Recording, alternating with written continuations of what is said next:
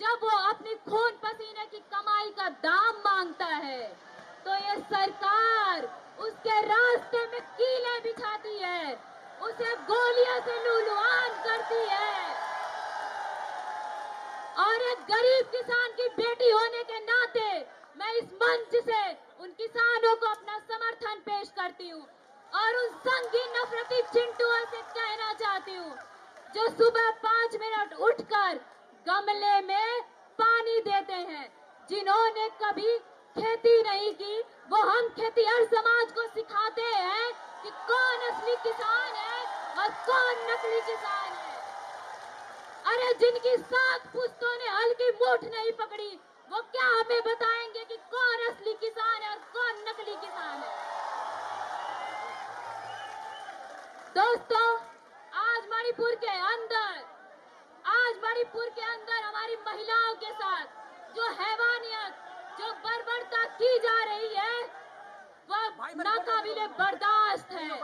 जिस तरह से गोलियों के दम पर, बंदूक के दम पर उनकी अस्मिता के साथ खिलवाड़ किया जा रहा है और हमारे देश का निकम्मा प्रधानमंत्री, वो निकम्मा गृह मंत्री अपनी आंखों पर पट्टी बांधकर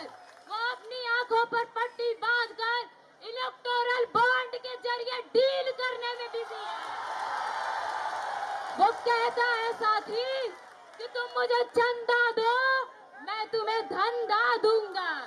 तो ये निकम्मापन नहीं चलेगा।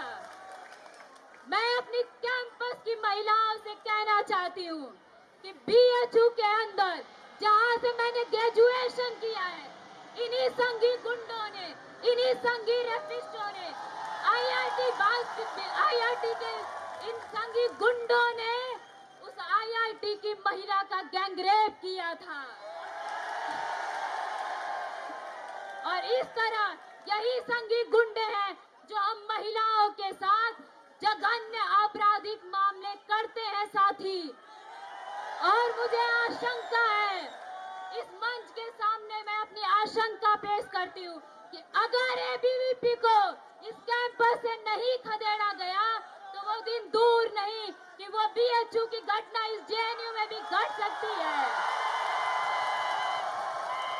साथियों, इस कैंपस में संघ का एक बगल बच्चा संगठन है जो कहता है कि हम खून से तिलक करेंगे और गोलियों से आरती। अरे भाई बताओ, संघी गुंडों बताओ कि तुम किस बिरादरी के लोगों का खून से तिलक करना चाहते हो? क्या तुम हम महिलाओं का, किस मजहब के लोगों का खून से तिलक करना चाहते हो? क्या हम महिलाओं की गोलियों से आरती उतारना चाहते हो? क्योंकि हम महिलाओं की बेखौफ आजादी, हमारा बेखौफ घूमना, हमारा बेखौफ चलना और बेखौफ इनके सामने आकर राजनीति करना इनके पेट से पचता नहीं है साथी, क्योंकि ये सामंती लोग हैं। अरे ये तो उस मनु के चेले हैं जिस मनु ने कहा था कि महिलाओं को घर के अंदर बंद करके रखना चाहिए। बैठ जाऊंगा मैं, कोई बात नहीं, कुर्सी तभी लेके बैठा था। साथियों, जिस तरीके से इस कैंपस में पीएचडी में जेंडर डिप्रिवेशन पॉइंट खत्म करके लगातार इस कैंपस में महिलाओं की आबादी को कम किया जा रहा है, ये चाहते हैं कि महिलाएं जो थोड़ी सी बची है कैंपस में वो इस कैंपस को छोड़कर चली जाएं, लेकिन हम ऐसा नहीं होने देना चाहेंगे। साथ ही हमारी पार्टी समाजवादी पार्टी महिलाओं को मांग को लेकर हमेशा मुखर रही है और जब रिजर्वेशन बिल लाया गया, हमारे नेताओं ने सवाल किया कि इसमें स्मृति ईरानी को तो जगह है, लेकिन भगवतिया देवी को जगह क्यों नहीं है, महाराजी देवी को जगह क्यों नहीं है, उस घास छीलने वाली महिला को जगह क्यों नहीं है, उस गोबर पाथने वाली महिला को जगह क्यों नहीं है।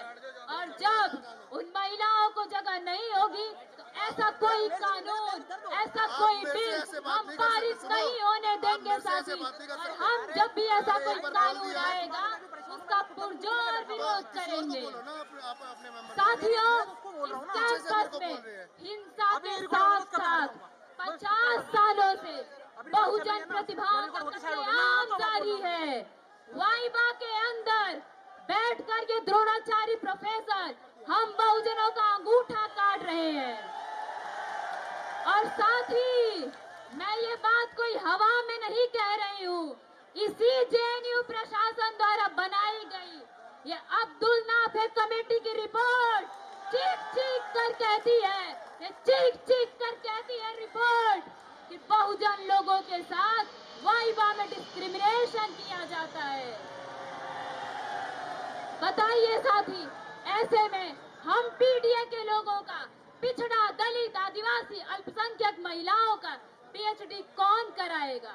कौन दाखिला लेगा हमारा साथी?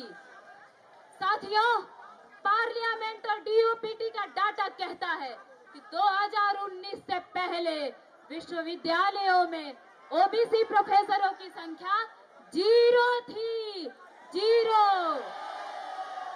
और पिछले 70 सालों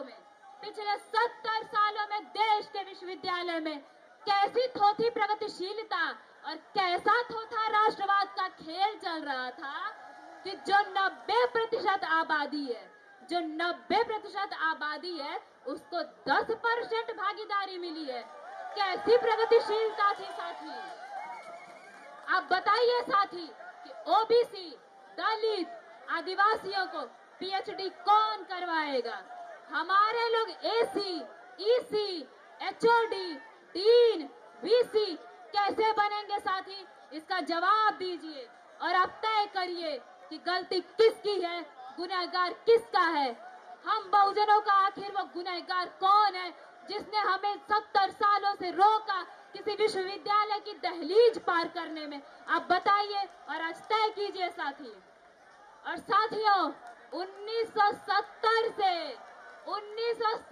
से यह कैंपस लाल था और वो लाल का दावा करने वाले बताएं कि 2007 से 2016 तक इस कैंपस में ओबीसी, दलित, आदिवासियों को नॉट फाउंड सुटेबल क्यों किया गया था? साथी, ये कहते थे कि बहुजन अवेलेबल ही नहीं है।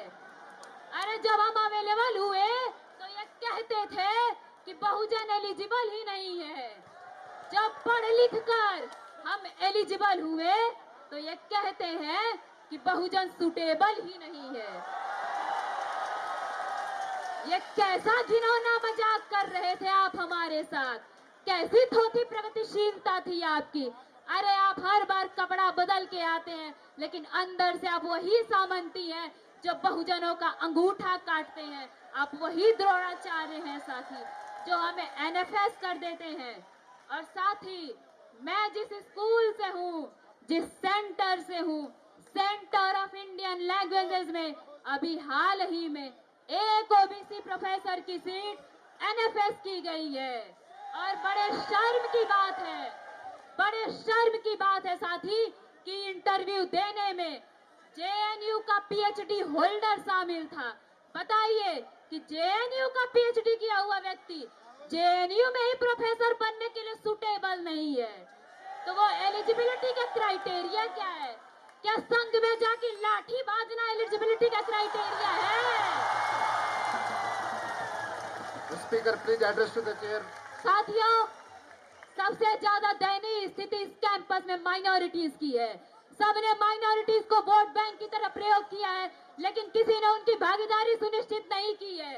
हमारी पार्टी ने उत्तर प्रदेश में सबसे ज्यादा अधिकार माइनॉरिटीज को दिया है, उनकी भागीदारी सुनिश्चित की है। और अपनी पार्टी के नक्शे कदम पर चलते हुए हम इस कैंपस में माइनॉरिटीज के लिए इस मंच से माइनॉरिटी रिजर्वेशन और माइनॉरिटी डिप्रोशन पॉइंट की मांग करते हैं।